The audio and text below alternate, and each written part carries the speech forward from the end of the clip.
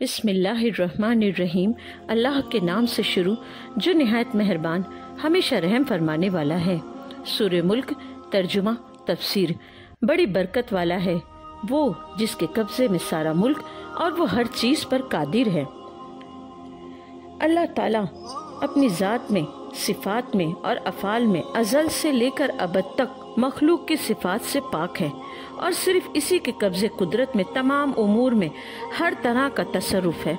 लिहाजा वो जिस चीज़ का चाहे हुक्म दे और जिस चीज़ से चाहे मना कर दे, जो चाहे अता करे और जो चाहे ना दे, जिसे चाहे ज़िंदगी दे और जिसे चाहे मौत दे, जिसे चाहे इज्जत दे और जिसे चाहे ज़िल्लत दे, जिसे चाहे गरीब बना दे और जिसे चाहे अमीर कर दे, जिसे चाहे बीमार कर दे और जिसे चाहे शिफा अता कर दे, जिसे चाहे करीब कर दे और जिसे चाहे दूर कर दे, जिसे चाहे आबाद कर दे और जिसे चाहे बर्बाद कर दे, जिसे चाहे तोड़ दे और जिसे चाहे मिला दे, और वो हर चीज पर कादिर है जो उसके कुदरत के तहत आने के लायक है।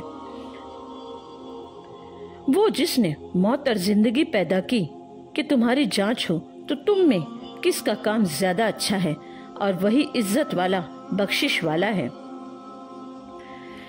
अल्लाह ताला ने मौत और जिंदगी को पैदा किया। मौत इंसानों और हैवानों में रूह के जिस्म से जुदा हो जाने और हवास की ताकत ज़ायल हो जाने का नाम है, जबकि जिंदगी जिस्म में रूह के वजूद के साथ हवास की ताकत बाकी रहने का नाम है। और पैदा करने से मुराद ये है कि किसी चीज को वजूद बख्शना। इससे मालूम हुआ कि मौत वजूदी चीज है, क्योंकि महज अद्दी चीज पैदा नहीं हो सकती।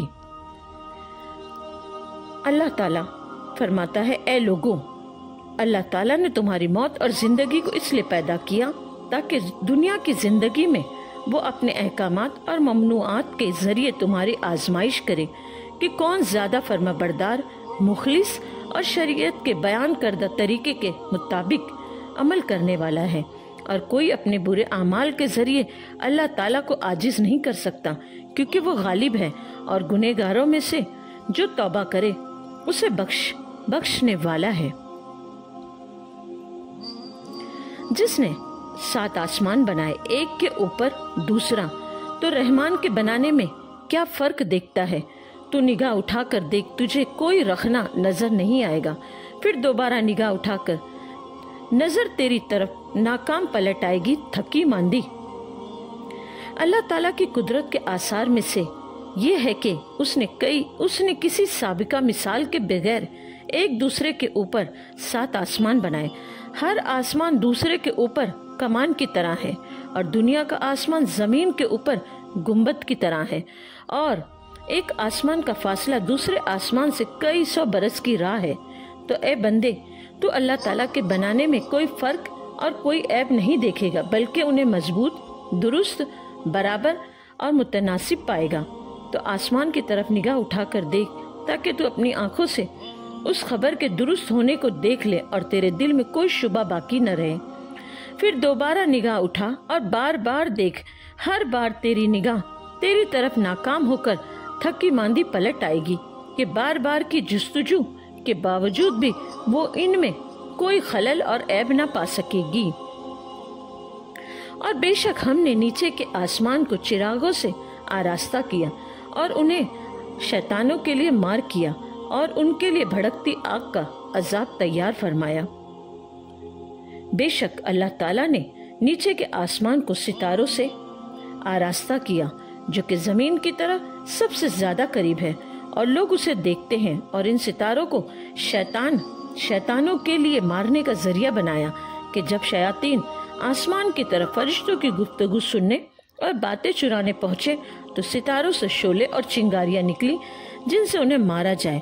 और अल्लाह ताला ने इन शयातीन के लिए दुनिया में जलाने के बाद आखिरत में भड़कती आग का अजाब तैयार कर रखा है। और जिन्होंने अपने रब के साथ कुफ्र किया, उनके लिए जहन्नम का अजाब है, और क्या ही बुरा अंजाम। यानी भड़कती आग का अजाब शैतानों के साथ ही खास नहीं, बल्कि इंसानों और जिनों में से भी जिसने भी अल्लाह ताला के साथ कुफ्र किया, उनके लिए हमने जहन्नम का अजाब तैयार कर रखा है। جب اس میں ڈالے جائیں گے اس کا رینکنا سنیں گے کہ جوش مارتی ہے۔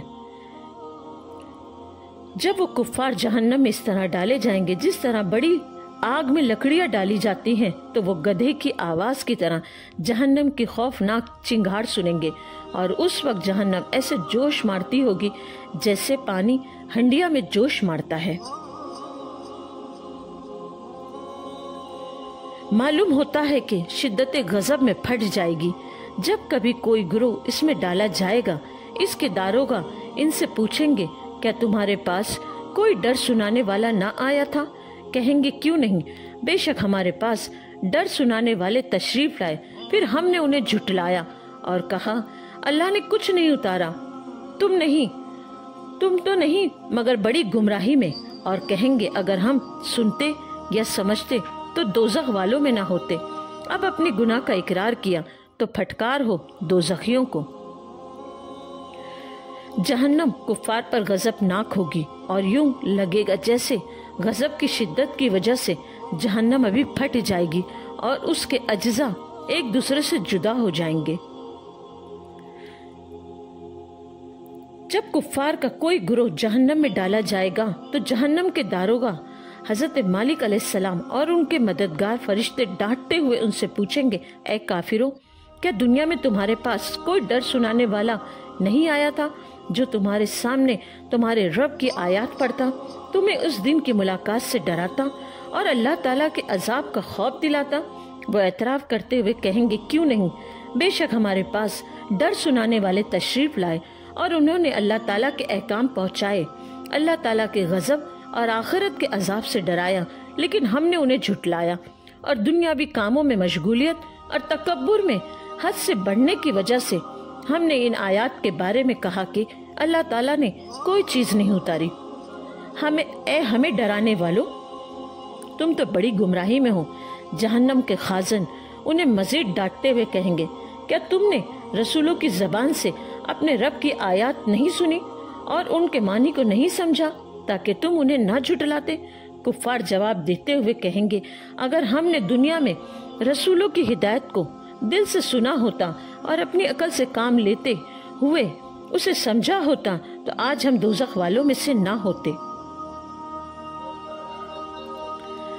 ارشاد فرمایا کہ اب جہنم میں داخل ہوتے وقت انہوں نے اپنے گناہ کا اقرار کیا کہ ہم رسولوں کی تکذیب کرتے تھے، یعنی انہیں جھٹلاتے تھے۔ اس وقت چاہے یہ اقرار کریں یا انکار، انہیں اس کا کوئی فائدہ نہیں، اور جہنمیوں کو اللہ تعالیٰ نے اپنی رحمت سے دور کر دیا ہے۔ رسول کریم صلی اللہ علیہ وسلم فرماتے ہیں جب سے جہنم پیدا کی گئی ہے تب سے حضرت میکائیل علیہ السلام نہیں ہنسے۔ اللہم صلی علی محمد و آل محمد۔